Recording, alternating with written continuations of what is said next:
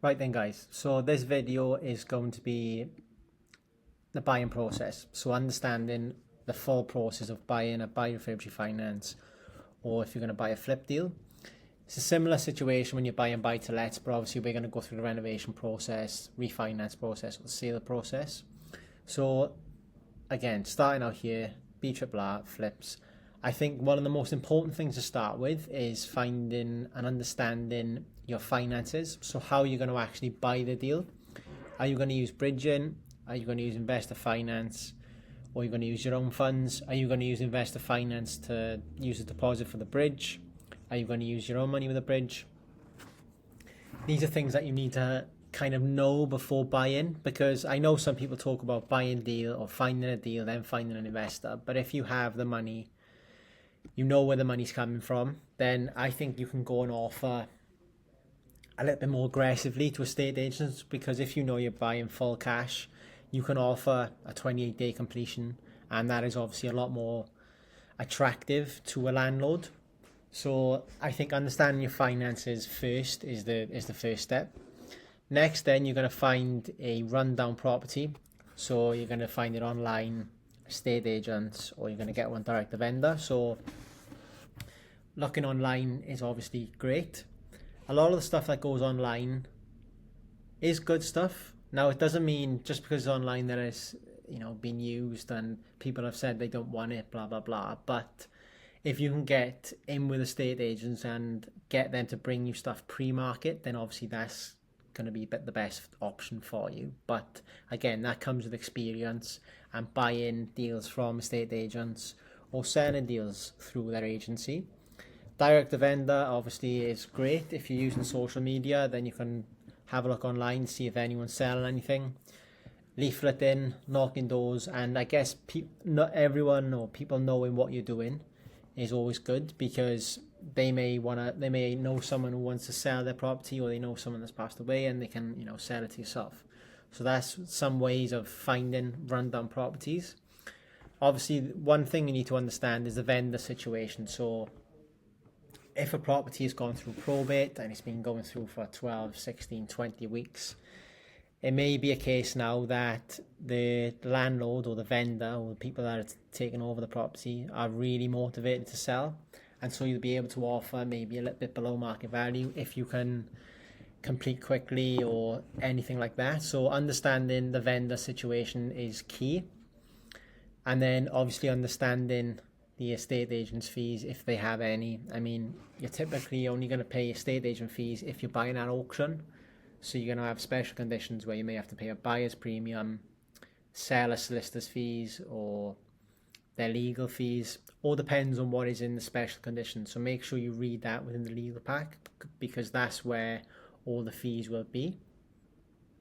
So anyway, you've found the property online, spoken, looks like it could be a deal. The next thing you want to do is you want to find the end values prior to viewing the property, because obviously during this time you're going to break down the property online, go through it, understand your renovation costs to what you can, because obviously you haven't viewed it yet.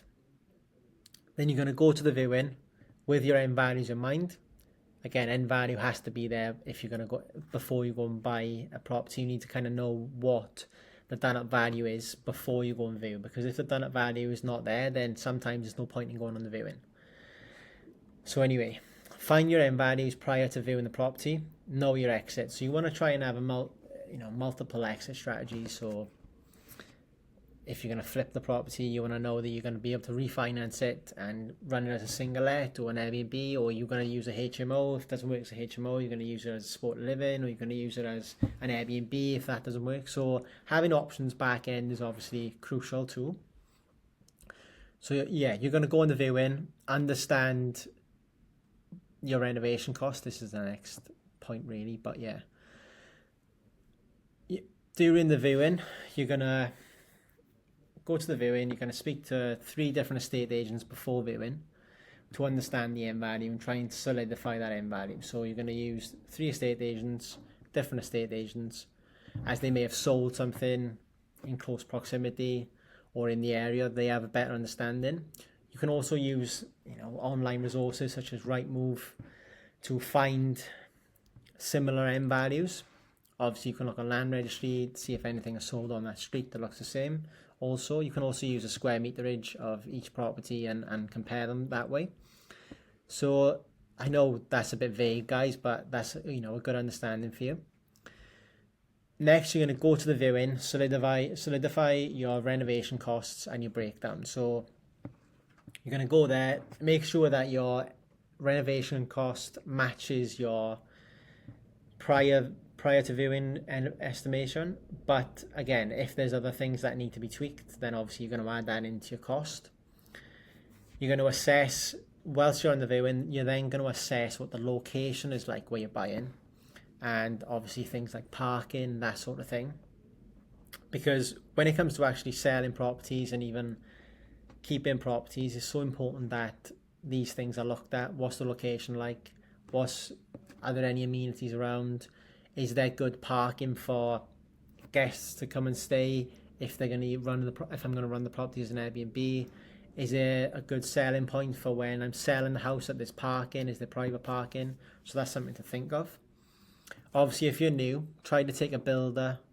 Well, try to pay for a builder to come with you, or / send them a video. So if you're absolutely new to it, obviously you're going to go to viewings, you're going to try and understand the costs and go from there. But I think if you can pay someone around you who's a builder that would come and they'd be happy, you know, if you give them £100 or £200 to come and give you a quote, walk through the property with them, they'll be able to break down the property and help you break it down. You don't have to, but I think having another set of eyes will also help with understanding the costs. Does it actually work for you as a flip or buyer for finance? Obviously, if you're happy, present your offer to an estate agent via an email. Always attach your company name, solicitor's name, your full name, and proof of funds, if needed, proof of funds. Now, I've made a few offers earlier on in my career over the phone. Now, over the phone is fine, but again, you need to get it in writing in an email so that it's present and everyone can see it, because I've made some offers on a Friday morning or Friday afternoon where I've said, listen, I want to buy this property. This is my offer. And if I don't hear back by Tuesday, then obviously the offer's gone. And now it may be a case of the estate agent, it's a Friday, they don't really want to go and offer or they forget to speak to the seller because it's a Friday and they're going out on Saturday or they're going away for the weekend. So always have it written in an email so that it's there for everyone to see and for you to go back to. Next thing then is your offer will get accepted, if it gets accepted, obviously. And then again, if you're at pre or post auction or you're at auction, typically will be a 28-day completion then for you to complete. So it'll be a 28-day completion from the day you exchange and pay 10% of the purchase price / your auction fee. So if you have an offer accepted or pre-auction or post-auction, typically pre, you will then exchange contracts relatively quickly, and you will have to pay 10% of the purchase price, and you'll also have to pay the buyer's premium or the estate agent's auction fees. Now, I've spoke to some people and they say, oh, because I'm buying pre-auction, does that mean I've still got to buy on auction terms? Yes, it does. But yeah, that's obviously something to think of if you're buying or at auction. If you're buying private treaty, you're typically not going to have to pay any fees. The seller will pay their fees. So if it's a normal sale, the seller will then have a percentage taken off the sold price, if that makes sense. So once your offer gets accepted, you're obviously going to communicate with your solicitor. During this time, I try to get it, depending on whether you're going to project manage yourself. Well, it's good to go back anyway if you're going to project manage yourself. But if you're going to have a builder take on the project, then try to get them back out to the property prior to completion, so that when you do complete, they can come straight in and start the works. You have everything agreed. You have your stage payment, and you are ready to go. As soon as you get the keys, day after or within a couple of days, you're ripping the property out. Now, obviously, if you're going to be doing the work by yourself, that's perfectly fine, but it's good to have a good schedule. Try to stick to a schedule of works of what you want to happen over the next 8, 6, 12, 14, 16 weeks, however long it's going to take you to do that renovation, or trying to break it down. So just try to be proactive here, guys, whilst you're waiting to complete. Obviously here, then you're going to complete the property, pick up the keys, let the fun begin. So obviously the renovation now begins. You're going to have, if you're using a builder on their own or just a sole builder and everything's going to go through them, obviously you're going to have contracts, you're going to have stage payments with your builder. So a couple of little things to look out for here is I always try to have, or I used to always try to have a specification sheet drawn up. So that would be from everything down to what radiators you want to use, what sockets you want to use, spotlights, kitchen design. Try and have everything written down so that you know everyone's roles and responsibilities, if that makes sense. And you also don't want to overpay at the start, especially if it's your first time working with a contractor. 10 to 12% is typically what I've paid up front. Now you may have some builders that want you to give half up front. I would try to advise against that, and as long as you pay this up front, you're not going to go too far wrong, and then you can pay them in stage payments. So after the rip out is complete, you'll pay them a little bit more. After your plasterboarding's done, first fix, electrics, plumbing, at every stage you want to be paying a little bit more frequently, so you know that the work is being done. This obviously comes with if you trust the builder or not. Not if you trust the builder or not, that's the wrong words to be saying, but if it's your first time working with them, then you need to be wary of this. If you've worked with them a few times, obviously you're still going to have your contracts and your stage payments, but you may be a little bit more lenient. Obviously, if you're going to be doing the renovation yourself, then you don't really need to worry about this if you're going to be project managing it, because you're going to be paying each trade individually, bit by bit, as you're going along. So during obviously the conveyancing and all that sort of thing, you want to be trying to understand how you can add the most amount of money for the least amount of value. So what can you do to add value to the property without spending so much money starting out? Obviously, it's different if you're going to be adding a double-story extension or side or rear extension, because you're going to be adding value that way. But there's a couple of little things here that you can look to do to improve your renovations. So adding a second toilet slash bathroom. I think this is one that I always try to implement myself if I can, because for instance, if you don't have a toilet, I'd like to come back on, great. If you don't have a toilet downstairs, then whenever you have guests over, they're going to have to go upstairs to your main bathroom to use the toilet. So I like to try and get a toilet, at least a toilet and basin downstairs or upstairs, wherever is convenient. Another thing you can try and do is add a utility room if you can, if you've got enough room. Split in big bedrooms slash reconfiguring space. So how can you utilize an area to maybe create a new bedroom or a bathroom upstairs, that sort of thing. So obviously that's something to think of. Are you extending the property in any way? Can you create more parking space? So is there parking at the property? Can you try and add a parking space, or is there any way that you can?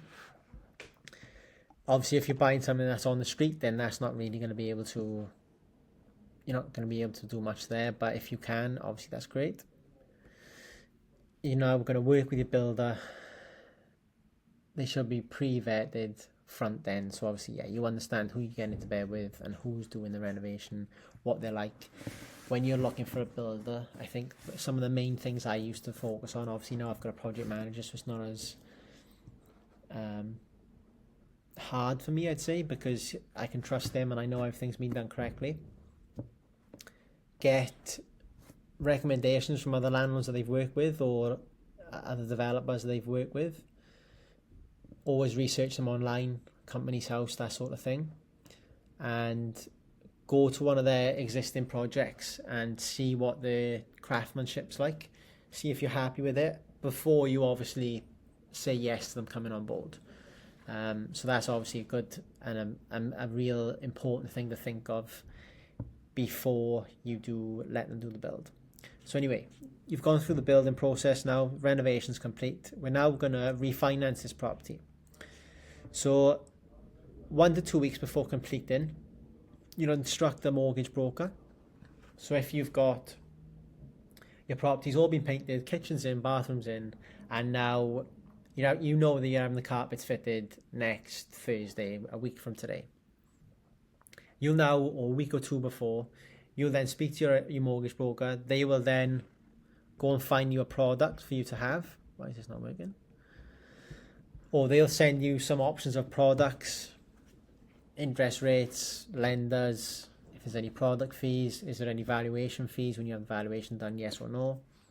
So then you will pick a lender to go with, whether you fix the property for 2 years on a 2-year fixed or a 5-year fixed. The valuer will then come to the property and they will value obviously the property. So that will be from the mortgage lender. They'll come out. Obviously during that time, you also want to get a letting agent out to give a figure for the rental if you're going to use it as a single let. So as soon as the property is complete, you want to try and get a letting agent out there if you are going to let it through a management company. They'll give you a figure. They can take photos. They can also then start marketing the property for you. So once you then, this process typically takes anything from 4 to 6 weeks from agreeing the lender and the product to having your valuation done, and then later on will be the money come in. So obviously you're gonna so once you have the lender come out, the valuer come out, you've had that agreed, your letting agent has put the property to market, then you can let the property out, because obviously you only want to let the property once the valuation's been complete. So now you can fully let the property. Do not let the property prior to the valuation, because that may end in the valuer not being able to see everything that's been done, and so it may bring the end valuation down a little bit. Obviously that's not what we want. We want to try and maximize our end value so we can pull the most amount of money back up the property. Next, lender will now give 70% of the new value. So obviously you'll know that back at the start, because your mortgage broker is going to say to you, what is the end value? You're going to say 200,000. So 75% of that will obviously be £150,000. That will be your loan, and that will be your mortgage for the next 2, 5 or 30 years. Hopefully now you've recycled your money back, and this is something where you can kind of look at and go, right, did I get all my money back, or did you leave some money in the deal? How did I actually do? Did renovation costs come in as expected? Did end value come in as expected? And now obviously you're going to let the property out.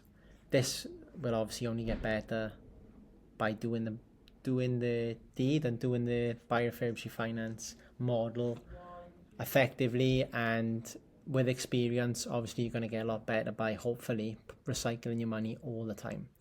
Don't get me wrong, if you're leaving £10,000-15,000 in the deal, I think that's still an excellent deal.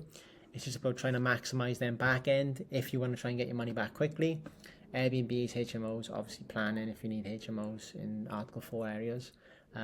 Or are you happy just to run it as a single let, leave £10,000-15,000 in and move on to the next one? Because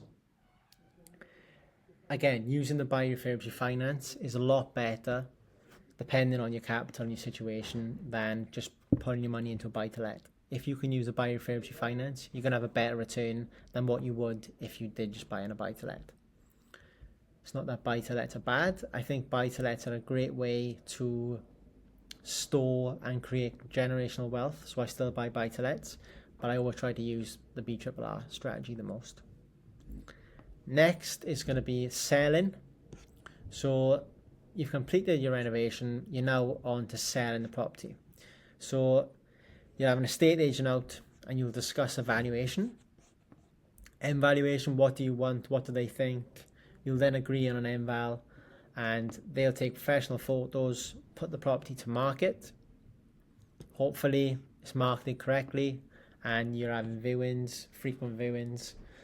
Now, it's good to work here with an estate agent who's established and kind of knows the area very well, because you don't want to overprice a property.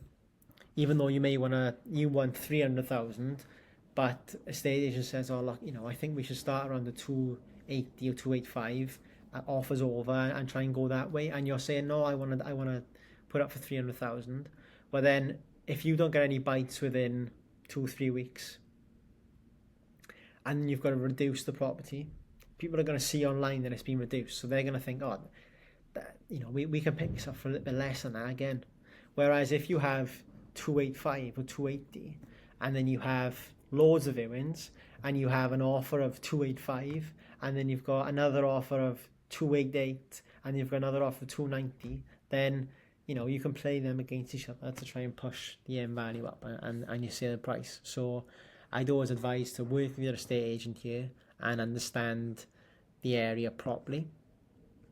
So again, you've now agreed on a purchase price, you've accepted an offer. Now the buyer will get a mortgage valuation complete, and typically they'll have to show you a mortgage in principle, that sort of thing, with their offer. They'll get a valuation complete by their lender. If everything's then approved, the solicitor will deal with any queries, and obviously you'll have to deal with documents. You have to send your documents back and forth. Any queries, then you'll move on to, and then you move on to completion. So once the valuations come back for the buyer, they'll then come, their solicitor and your solicitor will be in contact over any queries. Did you knock any walls down in the property? What's actually been done at the property? Why was the property bought?